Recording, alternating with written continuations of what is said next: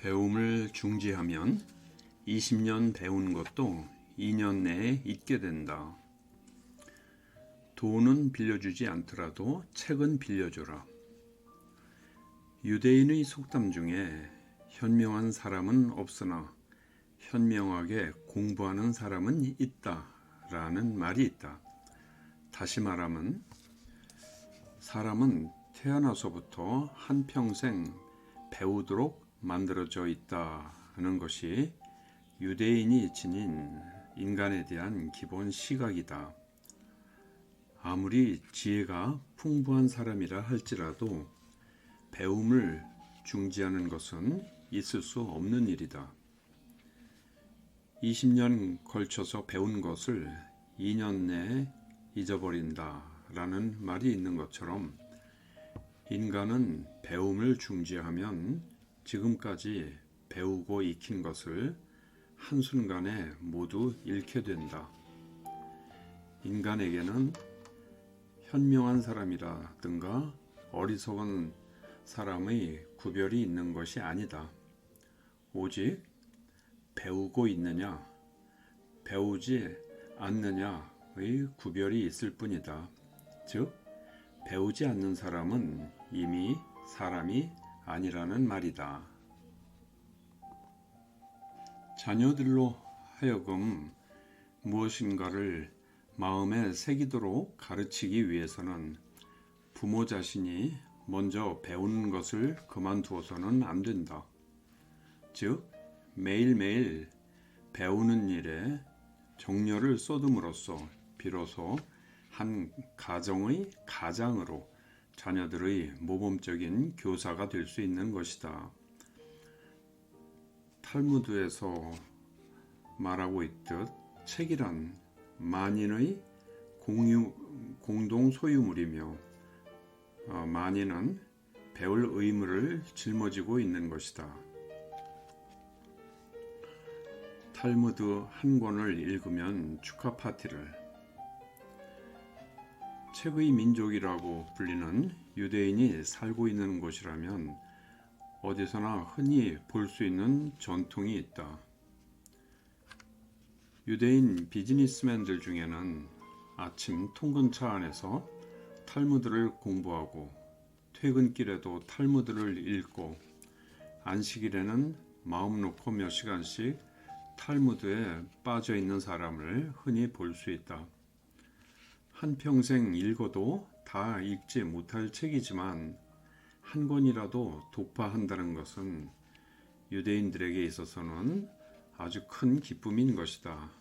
그래서 한 권을 독파하면 친척과 친구들을 불러다가 축하 파티를 열 정도로 유대인은 학문에 대한 정열을 무엇보다 소중히 생각한다. 이러한 환경에서 자라난 나로서는 동양인들이 학교를 졸업하고 나면 배움을 멀리한다는 말을 들었을 때 참 이상하다는 생각마저 들었다. 또 대학생의 경우에도 입시 관문을 뚫고 난 다음에는 해방감에 사로잡혀서 스포츠나 오락 따위로 세월을 보내는 학생들이 많다는 소리를 들었다. 이것은 배움을 직업을 얻거나 결혼을 위한 하나의 도구 정도로 생각하고 있기 때문이 아닐까. 이런 사고방식이나 생활방식에 젖어 있는 사람들은 세월이 흘러 어머니가 되고 아버지가 되어 비싼 등록금을 주고 배운 것을 모두 잊어버리고 학문과는 전혀 인연이 없는 사람이 되었을 때 비로소 그 잘못을 깨닫게 될 것이다. 한국과 일본의 부모들이 아이들 교육에 그토록 집착하는 것은 스스로 잃어버린 학문을 자식을 통해 되찾아 보려고 하는 것은 아닐까 하는 생각도 갖게 된다. 그러나 배우는 것과는 전혀 인연이 없는 생활을 하는 부모가 자녀들의 장래 모델이 된다는 것은 아무래도 생각하기 어려운 일이다.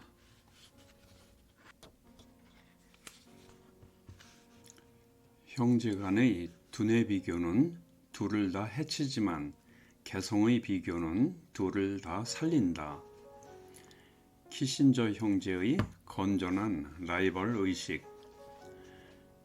유대인들은 형제 자매를 서로 다른 인격체로 인정한다.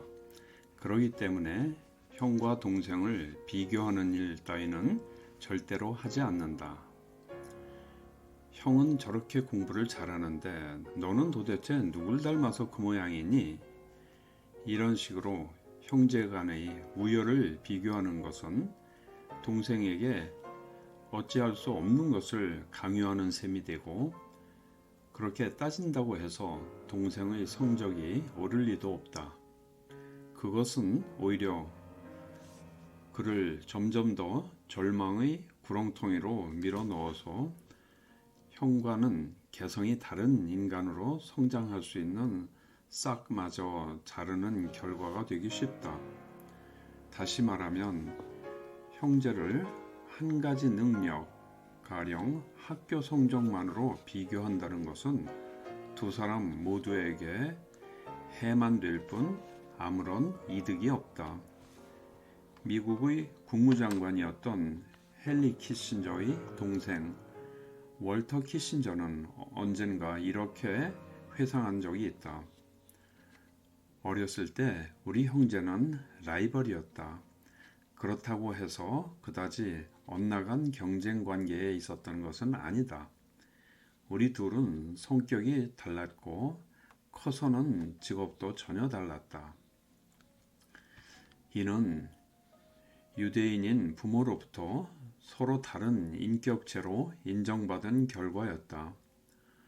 월터 키신저는 엘렌 전기회사 사장으로서 형과는 전혀 다른 분야에서 존경받는 비즈니스맨이 되었는데, 그는 형에게 열등감을 갖기는커녕 신문사는 헨리의 뒤만 쫓는데 내가 업계에서 성공한 비화도 탐색할 만한 가치가 있지 라며 건전한 라이벌 의식을 강조했다고 한다. 비록 형제간이라고는 하지만 각기 다른 인격체라는 사고방식은 유대인에게 있어서는 정말 수천 년 전부터 이어져 내려오는 전통이라고 할 수 있다. 형제가 함께 어울리면 서로의 개성을 기를 수 없다. 유대인 부모들이 자식들을 대할 때 가장 관심을 갖는 것은 그들 사이의 능력의 차이가 아니라 각각의 개성이며, 서로를 비교하는 것이 아니라 각자의 개성을 개발하고 발전시키는 일이다. 그러므로 유대인들은 자식들이 친구 집에 놀러 갈 때도 결코 형제를 함께 보내지 않는다. 서로 간의 취미가 다를 것이므로 같은 장소에 가기보다는 각자 다른 장소로 가서 서로 다른 세계를 접하는 것이 그들의 장래에 더 좋은 결과를 가져올 것이라고 생각한다. 그렇다고 해서 유대인들의 형제 자매가 우애가 나쁜 것은 절대 아니다. 그것은 부모들이 그들의 관계를 느긋하고 경쾌한 관계로 만들어주기 위해 여러 가지로 배려하기 때문이다. 유대인 출신의 음악가 레너드 번슈타인과 잡지 편집인인 샤리 버튼 형제의 우애는 너무도 잘 알려져 있다. 또한 러시아의 혁명가 레온 트로츠키가 처음으로 가졌던 책은 누나와 형이 준 몇 권의 컬러북이었는데, 그는 나중에 만약에 나를 다시 한번 파리로 보내준다면 책을 사기 위해서 내 헌옷을 팔아서라도 세느 강가를 헤매련만 하고 수레했을 정도로 억척스러운 책 수집광이 되었다. 유대인들은 자식들이 각각 개성에 따라 성장하는 한편 서로를 아끼는 마음을 평생 유지해 나가기를 바라고 있다.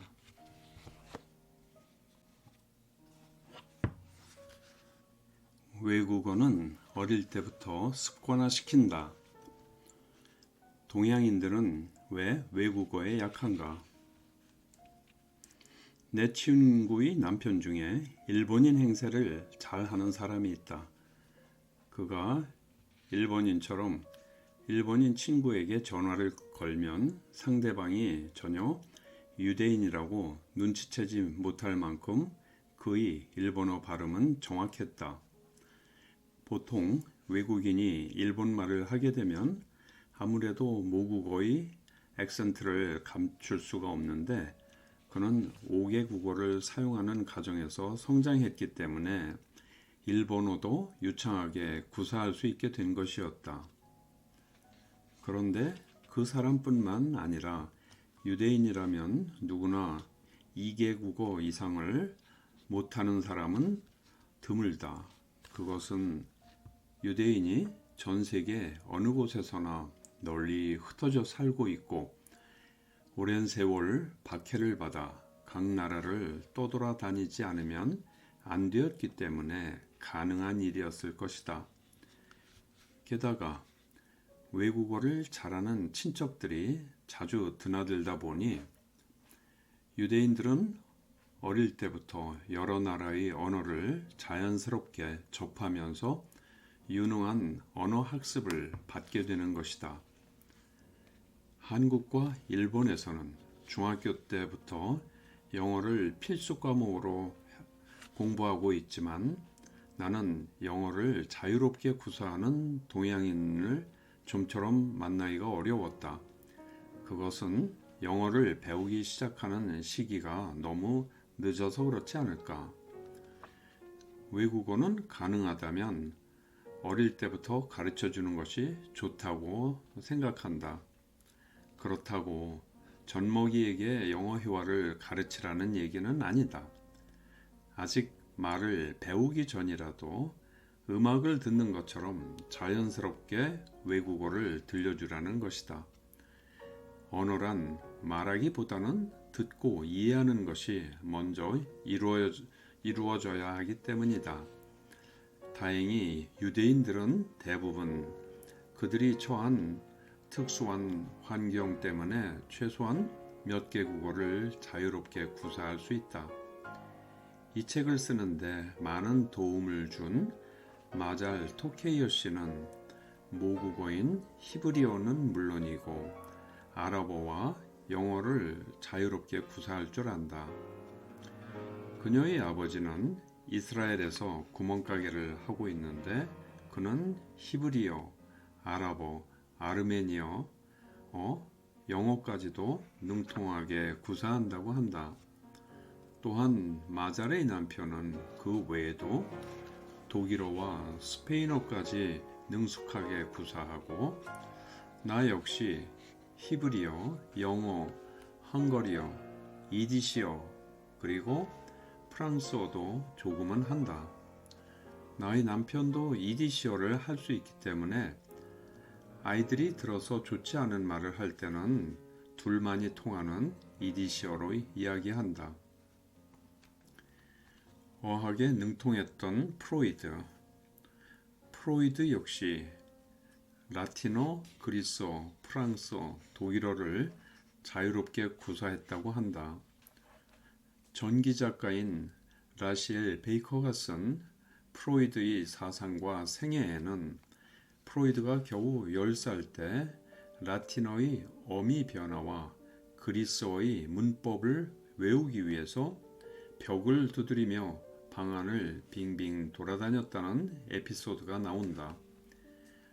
이 에피소드를 통해서 우리는 프로이드가 그리스어와 라틴어를 초등학교 시절부터 배웠다는 사실을 알 수 있다.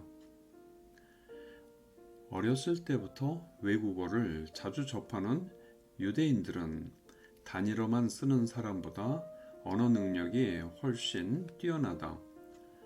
발음도 한 개 국어에 국한되지 않기 때문에 비교적 원어에 가까운 발음을 습득할 수 있다. 그런데 동양의 언어는 구라파나 영어권 언어와는 그 구조가 전혀 달라서 배우는데 어려운 점이 많다. 히브리어도 구미 각 나라의 언어와는 구조가 전혀 다르므로 중학교 때부터 외국어를 배우기 시작하면 유대인들 역시 동양인들과 마찬가지로 어려움을 겪을 것이다. 나의 체험으로 볼 때 어려서 외국어에 접한 경험이 있느냐 없느냐에 따라 성장 후 어학 습득 능력에도 많은 차이가 나는 것 같다. 외국어의 조기 교육이 중요한 것은 바로 여기에 있다. 이야기나 우화의 교훈은 어린이 자신이 생각토록 한다. 우화는 지혜의 보고. 내가 알기에 유대인만큼 이야기를 즐기는 민족도 드물 것이다. 구약 성서가 장대한 이야기의 보물창고라는 것은 누구나 잘 아는 사실이다. 탈무드 역시 기원전 500년 전부터 기원 후 500년에 이르기까지 입에서 입으로 전해진 것들을 10년 동안 약 2,000명의 학자들이 모여서 엮은 1만 2천 페이지에 달하는 거대한 분량의 책이다. 이것은 평생 동안 읽어도 다 읽기가 어려운 분량이다. 그럼에도 불구하고 유대인들은 계속해서 새로운 이야기를 창작해내고 그 내용을 다른 사람에게 전하는 것을 취미로 삼고 있다. 이처럼 이야기를 좋아하는 유대인 부모가 자녀들에게 들려주는 이야기에는 반드시 교훈적인 내용이 포함되어 있다. 그러므로 어린 자녀들로 하여금 부모의 이야기를 다 듣고 난 후에는 이야기 속의 교훈을 이해하도록 노력해야만 된다. 우리 집에서도 남편이 아이들에게 우화를 들려주면서 그 우화의 교훈을 아이들 스스로 이해하고 터득하도록 유도하고 있다. 이야기의 출처는 대부분이 탈무드인데 탈무드에는 사고력을 키울 수 있는 그런 내용의 이야기가 많이 들어있다. 유대인들의 입에 흔히 오르내리는 두 머리의 어린이 이야기가 있다. 만약에 머리가 둘인 아기가 태어난다면 이 아기는 두 사람인가 한 사람인가? 이 질문에 대하여 어린이들은 여러 가지 대답을 상상하면서 사고 능력을 키우게 된다. 그런데 탈무드의 대답은 매우 간단하다. 만약 뜨거운 물을 한쪽 머리에 부었을 때 양쪽이 모두 비명을 지르면 한 사람이고 한쪽만 비명을 지른다면 두 사람이다. 이 이야기를 그저 하나의 우화라고 생각할지 모르지만 유대인들한테는 결코 그렇지 않다. 이 이야기에서 우리는 어떤 랍비가 말한 것처럼 유대 민족에 대해 다시 한번 생각할 수 있는 교훈을 얻을 수 있다. 유대인들이 박해를 받거나 세계 여러 곳에 흩어져 살고 있는 유대인이 고난을 당할 때 그 고난을 느끼고 소리를 지르는 사람은 유대인이다. 그러나 그렇지 않으면 유대인이 아니다. 이처럼 유대인 아이들은 우화를 통해서 스스로 교훈을 터득하는 훈련을 하고 또 그 교훈을 통해 민족애를 습득하는 효과도 얻는 것이다. 이야기의 해석은 여러 가지일 수 있다. 성서 중에 흔히 인용되는 부분은 창세기의 첫 부분이다. 하나님이 천지를 창조한 6일 동안 하루가 끝날 때마다 좋았더라 라고 말했는데 둘째 날만은 그 말이 빠져 있다. 바다와 육지를 나누는 작업을 셋째 날로 넘기고 말았기 때문이다. 둘째 날에 하나님은 하늘 위의 물과 하늘 아래의 물을 나누었는데 랍비들은 여기에 대해 여러 가지 해석을 하고 있다. 나눈다는 것은 천지창조에는 필요했지만 그것은 분열을 의미하는 것이어서 바람직하지 못한 일이기 때문에 좋았더라 라는 말을 하지 않았다는 것이다. 그러나 또 다른 랍비는 그렇다면 빛과 어둠을 나눈 첫째 날에 좋았더라 라고 한 것은 어찌 된 것이냐 하는 반론을 내세운다. 그러자 빛과 어둠은 서로 이질적이므로 동질인 물을 나눈 첫째 날과는 둘째 날과는 다르다는 의견이 나왔다. 여기에 대하여 태양은 밤에는 전혀 보이지 않는데 어째서 다른 낮에도 보이는가 라고 반박한 랍비도 있었다. 논쟁은 계속된다. 하나님은 태양과 달을 만드셨다. 달은 하나님에게 하나의 세계에 두 개의 위대한 빛이 필요 없다고 말했다. 하나님의 지혜를 의심한 달은 그 벌로 빛이 약해지고 작아졌다. 그러나 하나님은 달의 의견에도 일리가 있다고 인정하고 그 대가로 태양은 절대로 밤에는 나오지 못하게 하는 대신에 달은 낮에도 모습을 나타내게 했다. 이렇듯 유대인 자녀들은 서로의 의견을 제시함으로써 스스로 그 이치를 생각할 수 있는 방법을 배우게 된다.